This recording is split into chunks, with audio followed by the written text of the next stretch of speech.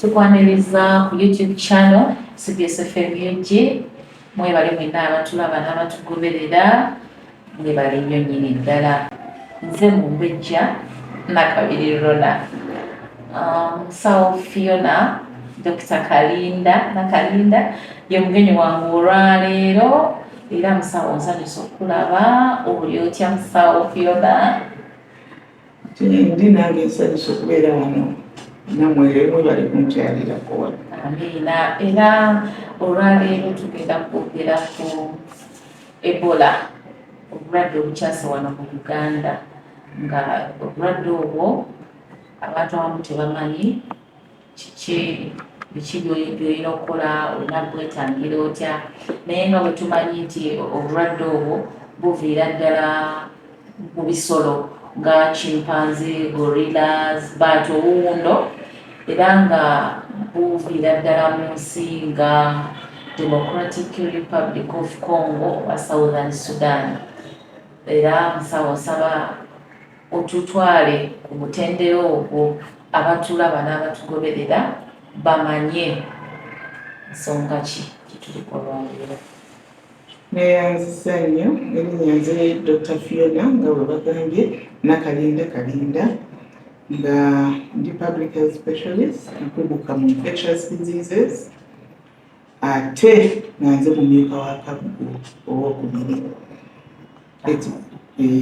Obulwadde buno obwa Ebola ekyamazima era nga bwokyogedde ti butandikira mu bisolo, obuwundo n'ebika by'enkima byonna, famire eyo yonna nga bwogyogedde ey'enkima, era ng'omuntu osobola okugujja naddala abantu bano abali ebisolo be bavaako ddala omutawaana ogwo, naye ng'ate ekyembi nti n'omuntu asobola okusiiga muntu munne. Awo wali obuzibu, kubanga oyinza okubeera eno ganze sirya nkima, sirya buwundo, mba mbisangawa.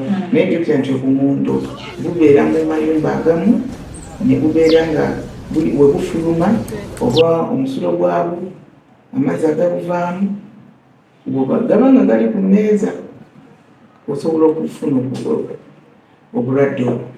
Oba ogenze awali eri abantu abalunda enkima eri abazirya, era basobola okuggyako. Naye leero twogere obulwadde omuntu bw'asobola okusiiga munne, nga tumanyi kati kutwogerera ddala kati tumanyi nti tulina outbreak ya Ebola. Kesi eyasooka nga 3 January, omuntu oyo yali musawo, mwami yali musawo, male nurse Mulago, era ndowooza byonna mwabiwulira, bambi ekyembi yafa. Naye bwe twogerera twagaza okutuuka eggulo nga twakafuna cases ziri confirmed eza Ebola 9, ekitegeeza nti since omu yafa, 8 gwe guliwo, 7 bali wano babajjanjabira Mulago, si wano wendi wakati wano ndi ku UMC Victoria Hospital, naye babajjanjabira Mulago, ate omu ali ku Mbale Regional Referral Hospital. Ate nga waliwo ne ba contacts, abantu bonna oba yakugulako capati oba yatulanyumyako naawe contacts abo 265 nga kwe kuli omukyala w'omwami we yafa n'omwana we, actually abo bali confirmed cases, naye nga bano bonna contacts mwawulira eddwaliro n'ekyadondera saidi ya Ematugga, abasawo abamu babajjayo, Mulago be yakolagana nabo, ab'Embale, byonna birina nga omwaliwo yaba contacts. Naye oba gwe wa boodi eyamutwala nebategeera nti egwe abo bonna babeera ba contacts. Kati aba batute musawo contacts, kati oyinza kwewala otya kubanga ngabye contacts oli atudde ku boodi, abasaabaze bangi bazikozesa, tolaba nti ba contacts baba bangi. Era ekyamazima ndowooza okuweza n'abantu 265 nga bava ku muntu oyo eyasooka omu, bagezaako nga basobola okulaba drug shop titi yagendamu, basawo ki abali mu drug shop eyo, omwami w'omusawo yali mu drug shop yani, owa boda yamutwala yani, mukyala wa boda yani, abali ku stage ya boda yani, bwe batyo bafuna Olujegere. olujegere olwo kubanga obulwadde kyamazima kino kyetugambye person to person ng'ogyeko ali wetujja ku bisolo okuva omuntu wasenya enkima n'atandika okugikalakatako ebyo byonna engeri gye bagikola oba bagikola oba gikalirira awo wonna wonna omuntu essowaani kati ng'oggyeko ekyo kati omuntu abulina abusiiga atya munno ekyembi ku bulwadde buno ti body fluids zaffe zonna virus ebibeeramu okuva ku maziga eminyira omuntu ng'alina ssenyiga omusulo obubi omusaayi body fluids zonna personal contact nyoza mulaba nti ekyo kizibu n'okusinga ekya HIV ate era bwe tuba twogera temwerabira nti n'amazzi agazaala bonna kati ne bamaama abali embuto tugambe tuba tubatwaliddemu kwegala kyetugamba nti buli kyomanyi nti no body fluid esobola okuyitamu obulwadde buno semen viral secretions zonna zisobola ekirwadde nno kino si kyakusanga obulwadde buno ekyo kitegeeza nti tulina okwegendeeza bino bye tukwata mu ngalo tubireke n'okubonga mukuleke kubanga oyinza okubonga n'omuntu ng'asoose kusangula nnyindo oba amaaso akawuka n'okafunira awo oyinza ogamba sirina wasale naye wano akawuka kasobola okuyita mu maaso oba mu kamwa n'amalusu gayitamu ebola n'olwekyo tugamba nti tudde ku mpisa ziri ez'ennono ez'okunaaba mu ngalo buli kaseera tubeere nga tunaaba mu ngalo ate twewala okukwata abantu mu ngalo twewale contact eyo abamu balowooza tikiringa covid nti oli wanayasimula naawe nga oli walako tofune naye ate bw'osanga omuntu n'omuwa haaga eyinza okuleetera omutawaana n'olwekyo ebola ye tulina okwegendereza kati amalwaliro ago oba isolation center kati nga wano mu Kyaddondo omusaiza gasanga wa ekyamazima nti isolation centers enkulu eri Mulago naye tulina health centers tugambe kati ng'ekawalangabwa omuntu waba afunye omuntu waba afunye symptoms signs and symptoms zino zigenda obagamba genda mangu mu ddwaliro naddala amalwaliro aga gavumenti yadde nga naffe agafa private kati abasawo bamaze okubeera sensitized bamanyi tino omuntu wajja bwati ne bwati na bwati tubeere nga twegendereza ku airport bamaze ku boda bamaze naye nga bamaze okusomesa abantu gavumenti egezezzaako ndoza mubawulira bulijjo nga babasomesa omusujja okulya nga ennyama ekuluma joints zikuluma ekifuba kikuluma tomira bulungi obulyanga sore throat obulyanga omumiro omuli ebbwa abamu bafuna emirimu okubasinga okuyagala ne basesema naye ogenda okulaba nga omuntu wasesema ate mulimu omusaayi ogenda okulaba nga omuntu wafuka mulimu omusaayi omuntu ayinza okuddukana naddukana omusaayi omuntu ayinza n'okunyiza eminyira nemuvaamu omusaayi ayinza okuwulira akamusiro mu matu agenda okukwata mukwate mulimu omusaayi omusaayi obulwadde buno buleeta omusaayi okuva mu bitundu by'abantu body fluids zaffe ne zijjira mu musaayi ate n'ekirala olubuto abantu abamu balina olubuto oluusi omuntu ayinza okujja ng'alina musojja gulina olubuto olumwana omusawo n'alowooza nti malaria naye kati nga bwe tuli mu kiseera kino ekya ebola omusawo aba alina okwekenneenya bulungi n'ayongera okubuuza ebibuuzo n'egyobadde oyita yonna era abantu abasinga olw'okusesema n'okuddukana baggwamu amazzi n'ogenda okulaba amaaso gabuddemu ngulaba omuntu takyalina amazzi gamubuddemu ekyamazima olaba nga omusaayi guva tugambe mu mwana mu nnyindo mu matu buli wamu omuntu ayinza okwanguyirwa okulowooza buddogo naye ng'ekyamazima obulwadde buyinza okuba nga bulwadde buno obw'Ebola kitwalira ddala okuva ku nnaku bbiri okuba wasinkanye oba wabadde mu contact n'omuntu ono tuuka ku nnaku nga 21 ekitegeeza nti ne bano be contacts be batadde mu ddwaliro banaawozayo ennaku 21 mu ddwaliro bajja kuddamu babakebere omusaayi era baba tebalina oba nasanga bali negative awo nno basobola okubata okuddayo eka.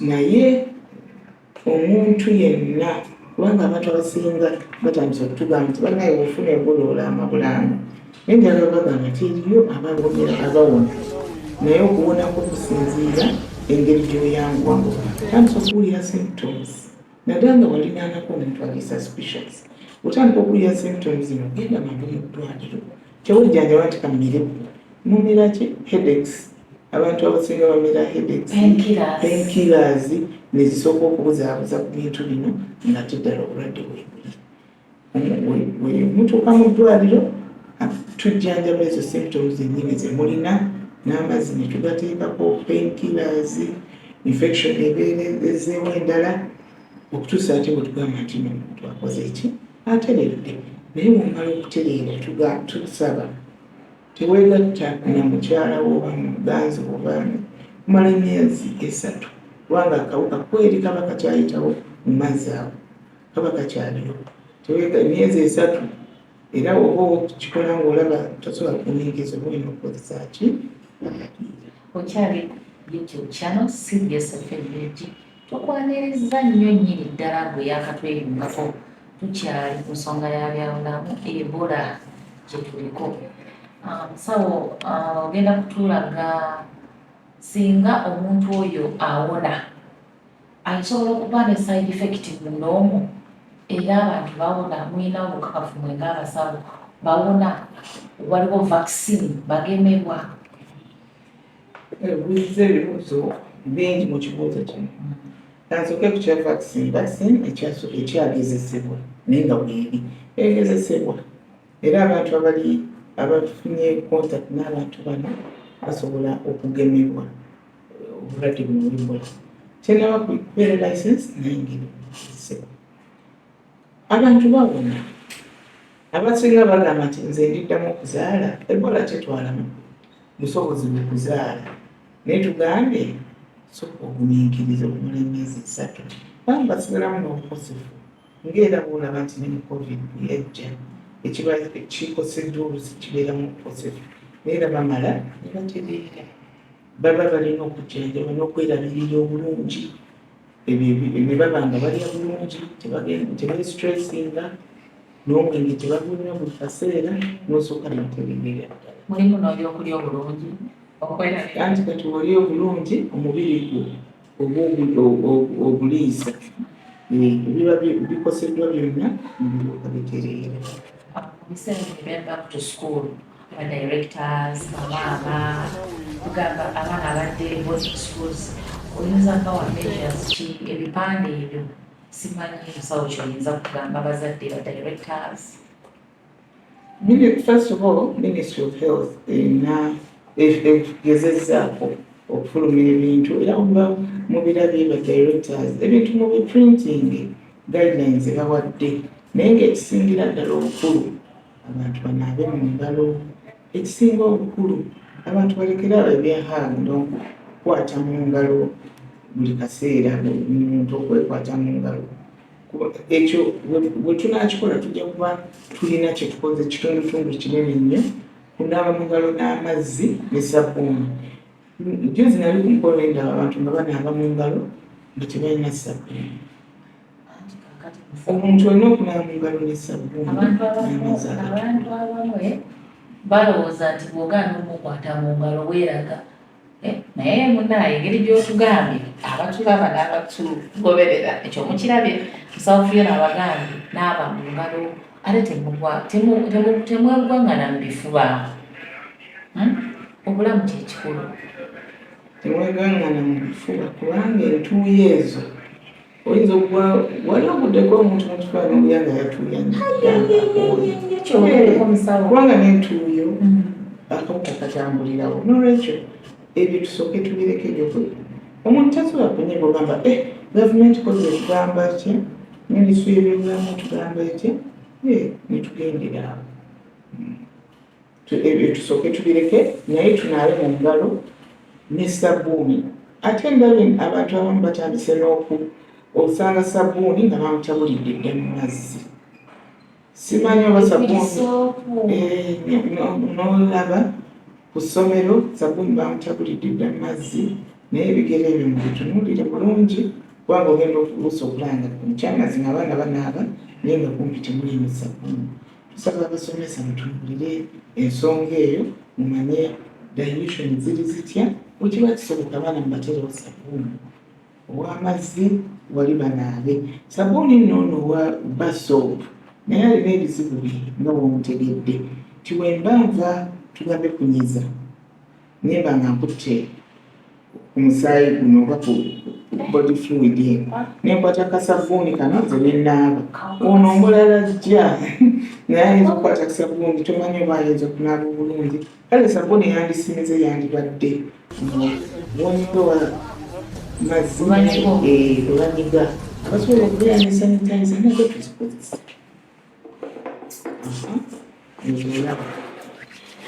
Kakati musawo agenda kuba atuwa enamba y'essimu.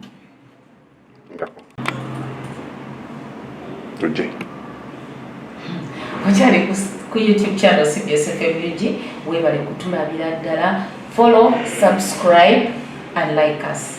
Nkyali ne Dr. Fiona Kalinda omumyuka wa Kaggo ow'okubiri teweerabira ate tuli mu Kyaddondo. Musawo tumalirize ku Ebola. Ku Ebola bannange njagala okubabuulira nti Ebola alina kye tuyita fatality rate oba chances z'abantu obutawona ziri waggulu okusinga endwadde ezisinga obunene ate nga n'abalwadde abanga omanyi abalina obulwadde bw'olukonvuba babeera ku risiki y'amaanyiko. Omuntu alina kansa, omuntu alina obulwadde bwa mukenenya, omuntu alina sukaali nga tali well control, abaana abato balina chances zinene okukola ki okukozebwa ennyo Ebola. Bw'obanga oli eyo n'olaba omuntu oba mu neighborhood oba mu ofiisi ng'alinga alina obubonero bwa Ebola kikukakatako okumakinga sure nti omuntu okukakasa nti omuntu ono agenda mu ddwaliro. Olaba nga ye takifuddeeko oyinza okuba ennamba ezatuweebwa ministry 0800 000 600 nenziramu bwe nti noti 8 noti emu noti 600 namba ya bwereere newoba tolinaako airtime eno okuba bukubi saawa yonna bajja kuddamu newekiba kiro. Ate mwettanire nnyo okugenda mu malwaliro. Oyinza obutagenda mu bukiliniki buno obutono kubanga bayinza okuba nti balina capacity esobola okumanaginga muntu ng'alina obulwadde buno, naye obanga omuntu afunye obulwadde buno mugenda mu ddwaliro health centers eza gavumenti mujja kufuna obuyambi era bo be banaasalawo bwe bakuweereza mulago oba Ntebe babonna bwe obulwaliro lwaliro bayinza okuba kapasity eyo nga tebagirina n'olwekyo temugenda. Era mulaba omulwadde oli eyafa bwe yagenda matuga mu ddwaliro kati wawulidde nti eddwaliro bagenze ne bayoola abasawo abasinga obungi kubanga kapasity eyo tuba tetugirina mu malwaliro agamu. However, hospitals ennene wadde private hospitals zirina omulwadde wasobola okutuukira nga bwe bayita eddwaliro eddene okujja okunonawo omulwadde. Temwerabira oba ojjanjaba omuntu okwesabika kozesa gloves, kozesa masks, bobeera omusawo kozesa tulina goggles zetukozesa. Jjukira omuntu wayasimula matondo ga musaayi. Omuntu wafuuyisa nga ne mu urine mulimu virus. Protecting tukozese personal protection equipment kyetuyita PPE. Ate n'ekirala omuntu waba afudde olabye omuntu muli mu katale omuntu agudde wali afudde temumanyi kyafudde toyangu agenda kukwata ku kunoonya ntunnunsi.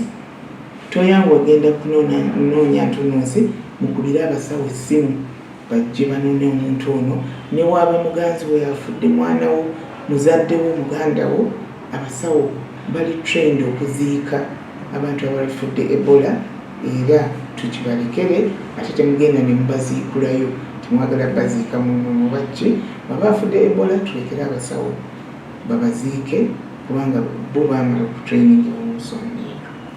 Tuyanzege Dr. Fiona Kalinda okutuwa akakisa kano ne twogera ku nsonga y'ebyobulamu nga tuli ku kirwadde kino Ebola.